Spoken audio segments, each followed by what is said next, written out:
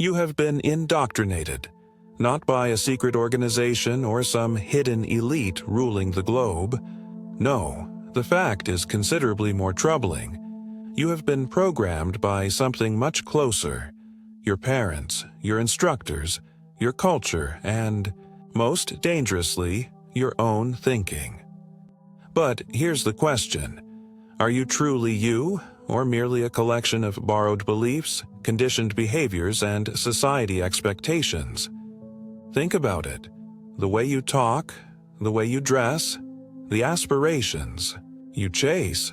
Did you genuinely pick them, or were they chosen for you before you were even mature enough to question them? From the minute you were born, you have been absorbing, mimicking, and conforming. Every compliment, every reprimand, every unwritten rule formed you into what the world expected. Over time, you forget who you were before the world instructed you who to be. But here's the good news: there's a way out. By the conclusion of this video, you will know how to shatter the illusion of who you believe you are. You will unearth the genuine you, the version of yourself that has been buried behind layers of indoctrination. The question is, are you ready to wake up? Jim had everything: respect, fortune, a loving family, the type of life others covet, a high-paying career, a lovely house, a social circle full of admiration. He had followed the script of success brilliantly. But within, something felt strange. Every morning, when he fixed his tie in the mirror, a faint voice said, "This is not you." He silenced it. After all, what did it even mean? Of course, this was him. He had made this life with his own decisions, hadn't he? But that voice never fully went gone. It followed him like a shadow, speaking at strange moments during small chat at work, over dinner with his family, even in the quiet moments before bed. Then, one day, the fantasy collapsed. It happened in the middle of a board meeting. Jim sat at the large glass table nodding along while his colleagues spoke. His boss made a joke and everyone laughed, even Jim. But when he chuckled, something inside him shattered. Why was he laughing? Did he even think the joke funny? The knowledge hit like a lightning bolt. He was not laughing because he wanted to. He was laughing because it was required of him. In that instant, the reality became painfully evident. He had spent years performing, playing a character so brilliantly that even he had come to believe it. He excused himself, hurried to the restroom, and peered at his reflection. His own face felt odd, like he was staring at a stranger, a guy who had spent decades becoming what others expected him to be. And that's when the terror set in. Because if he was not the person he had been posing as, then who was he? Carl. Jung dubbed this the persona, the mask we wear to fit in. It's the version of ourselves that we develop piece by piece to be accepted by society. As youngsters, we learn which actions bring approbation and which cause rejection. We mold ourselves accordingly, talk too loudly, be quiet, display too much emotion, calm down, have an unpopular opinion, just go with the flow. So we adapt. We become what's expected of us. We learn to smile when we don't feel like it, to agree when we genuinely disagree, to hide aspects of ourselves since displaying them can bring rejection. And when we progress, we get rewarded for it. The persona helps us survive. It helps us find jobs, make friends, avoid confrontation. Society appreciates those who fit the mold. But at what cost? The cost is sincerity. The penalty is the steady loss of the true you. How many times have you laughed at jokes you did not think funny? How many times have you pushed back your genuine thoughts only to avoid causing waves?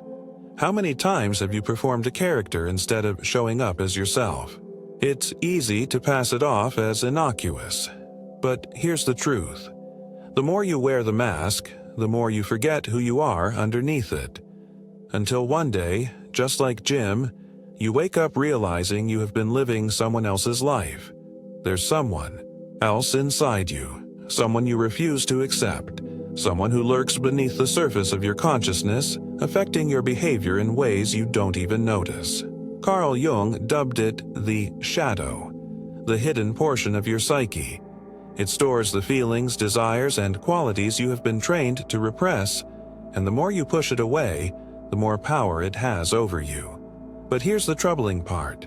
You don't even aware it's there. Think about the last time someone insulted you. Maybe they labeled you sluggish, selfish, or weak. You promptly reacted with wrath, defensiveness, maybe even denial. But why? If that was not true, why did it affect you so much? Because deep down, some part of you worries it could be real. That's the shadow at work. It keeps everything you don't want to accept about yourself. The worries, the imperfections, the desires you have buried so deep you have fooled yourself they don't exist. And yet they really exist, and they impact you every single day. Ever noticed how certain individuals anger you for no rational reason? Maybe you abhor arrogance yet find yourself drawn to confident individuals. Maybe you can't tolerate attention seekers, yet a part of you wishes you had the confidence to stand out.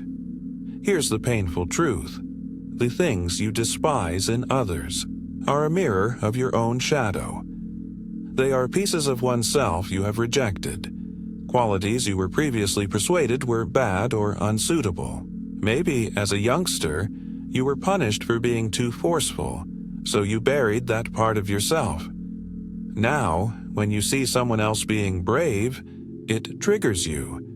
Maybe you were taught that displaying sensitivity makes you weak, so you repress your feelings.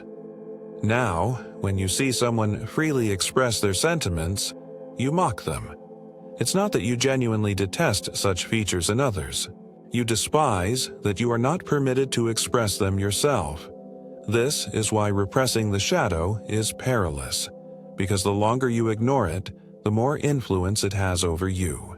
It shows up in passive aggressiveness, in sudden spurts of wrath, in self-sabotage, in unexplainable anxieties and insecurities. You can attempt to bury it, pretend it's not there, wear your character and act like everything is okay. But the darkness never vanishes. It only waits. Until one day, when you least expect it, it comes out. And when it does not seek for permission. Most individuals spend their lives at war with themselves, though they don't even recognize it. On the surface, they fulfill their roles, being courteous, responsible, and pleasant. They repress their wrath, their wants, their impulses. They try all in their power to be perceived as good. But deep inside, there's another power at work. It murmurs ideas they'd never dare express out. It increases impulses people pretend they don't have. It makes people respond in ways they can't describe. This is the fight between the persona and the shadow.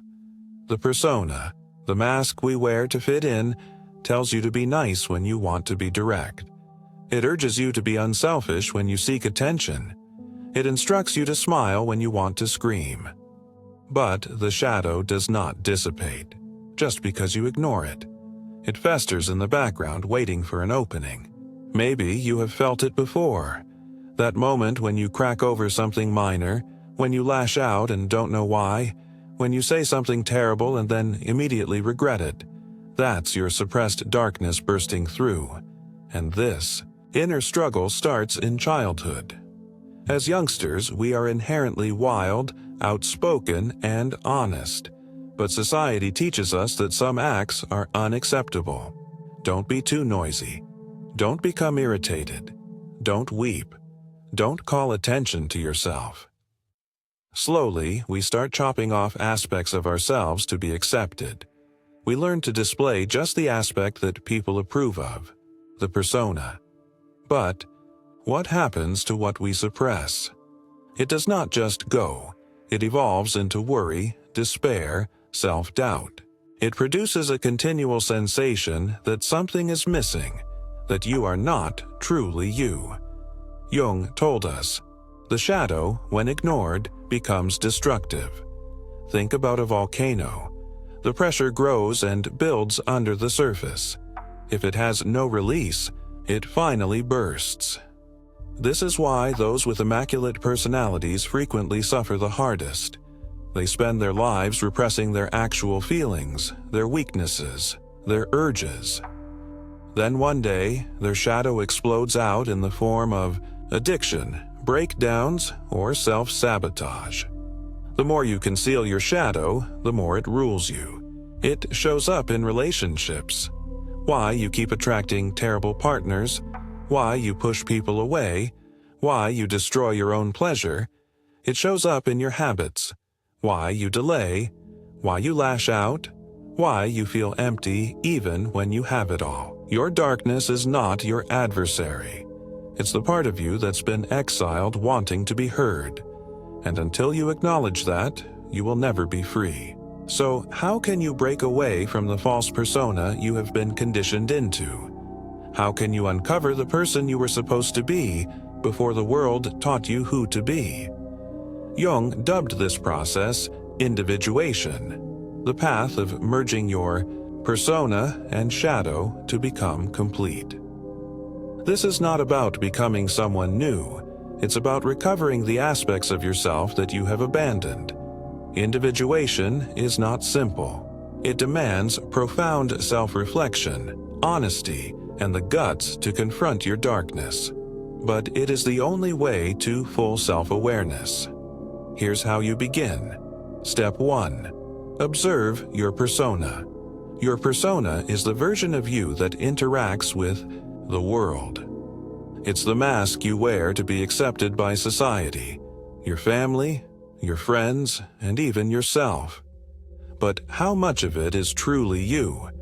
Take a moment and jot out 5 words that define how people view you. Are you considered as nice, bright, witty, responsible, hardworking? Now ask yourself, are these attributes actually who I am, or merely roles I perform to fit in? For example, if others view you as pleasant but deep down you continuously repress your genuine thoughts to avoid disagreement, then nice is a persona quality, not your authentic self. If people view you as confident but you secretly fight insecurity, your image is disguising a deeper struggle. Start paying attention to when you perform differently in different settings. Do you become calmer with authority figures, more pleasant with friends, more serious at work? Your persona is not intrinsically negative. It helps you operate in society. But when it becomes your entire identity, you lose touch with your genuine self. Once you recognize your identity, you may begin to uncover what it has been hiding. Step 2. Identify your shadow. If your persona is what you show the world, your shadow is what you hide. It's the part of you that holds all the feelings, desires, and urges that you were trained to deny. And the easiest way to identify your shadow is to look at the individuals that bother you the most. Make a list of qualities that bother you in others. Do you feel upset by arrogance, cowardice, those who demand attention? Now ask yourself, why do these qualities trigger me so much? Jung thought that the characteristics we despise most in others are frequently reflections of the ones we repress in ourselves. If arrogance bugs you, is it because you conceal your own confidence? If cowardice irritates you, is it because you avoid addressing your own fears? If attention seekers upset you, might it be that you secretly need recognition but don't allow yourself to pursue it? Your shadow is not simply your bad side. It encompasses your hidden powers as well. A shy individual could have a concealed bravery ready to be expressed. A people pleaser can have a latent aggressiveness that needs to emerge. A passive individual could have a repressed urge to take charge of their own lives. The features you reject do not disappear. They manifest in unconscious ways like worry, passive aggression, or even self-sabotage. To become full, you must acknowledge these hidden elements of yourself. Step 3. Integrate the shadow. Embrace the discomfort. Once you have discovered your shadow, the following stage is integration. This involves accepting what you've been avoiding and finding a healthy method to express it. Instead of denying your shadow, channel it. If you repress anger, convert it into assertiveness. Learn to stand up for yourself and create boundaries. If you repress ambition, allow yourself to strive for more. Stop pretending you don't care about success. If you dread failure, utilize it as fuel for action. Stop allowing the dread of what may go wrong prohibit you from trying. Jung personally addressed his subconscious through active imagination, a procedure where he would interact with his shadow in profound inner discourse. He would envision communicating to the darker portions of his psyche, asking them what they desired, why they existed, and how they could be merged. You may do the same through writing, meditation, or artistic expression. Write a letter to your shadow. Ask it what it wants. Meditate on prior occasions where you felt intense emotions. Anger, shame, jealousy. What were they attempting to tell you? Channel your secret talents into creativity. Art, music, writing. Let them have a voice.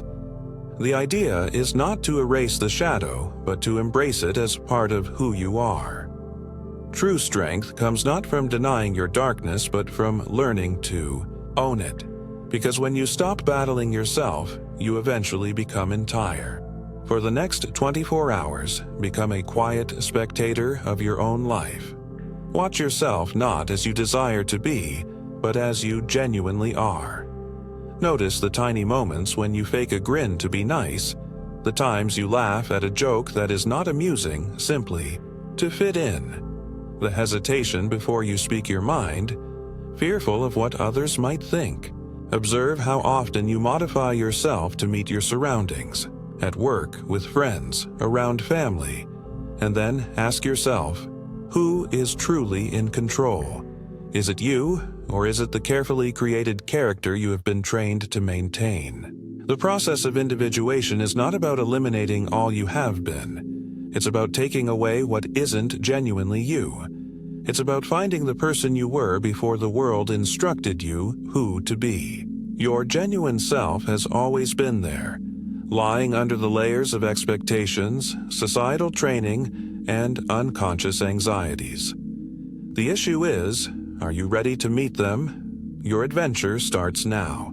Subscribe for more deep psychological insights.